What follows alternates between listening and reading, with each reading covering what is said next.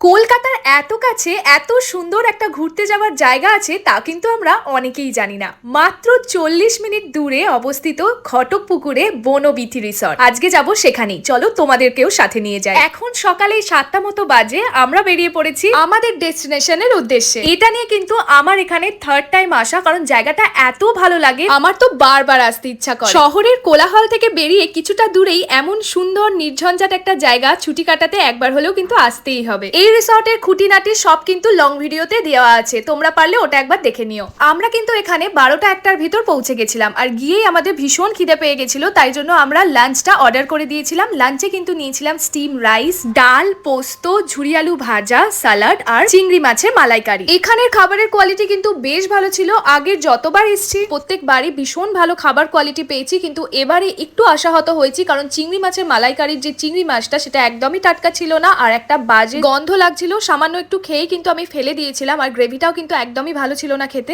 তো যাই হোক, দুপুরের খাওয়া তো কমপ্লিট হয়ে গেছে। এখন বিকেলবেলায় বেরিয়েছি একটু গার্ডেনটা ঘুরে দেখতে। গার্ডেনে এত সুন্দর সুন্দর প্ল্যান্টিং করা এখানে, যে তুমি এলেই তোমার মন একদম ভরে যাবে।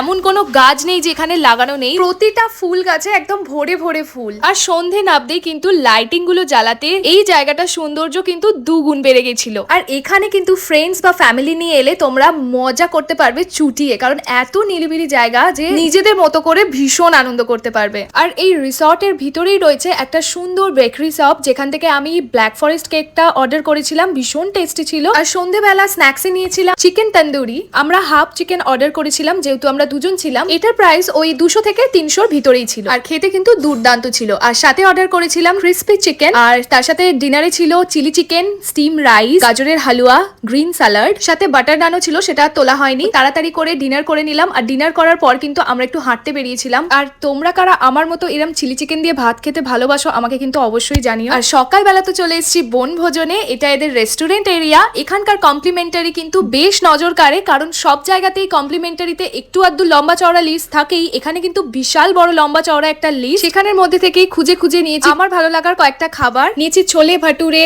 স্যান্ডউইচ, পেঁপে, কলা আর মিহিদানা। আর এই মিষ্টি পাগল ছেলেটা কালকে রাতের গাজরের হালুয়াটা ফ্রিজে রেখে দিয়ে সেটা সকালে উঠে খেয়ে। তো ভিডিওটা এখানেই শেষ করলাম। ভালো লাগলে একটা লাইক করে দিও। টাটা, সবাই খুব ভালো থেকো।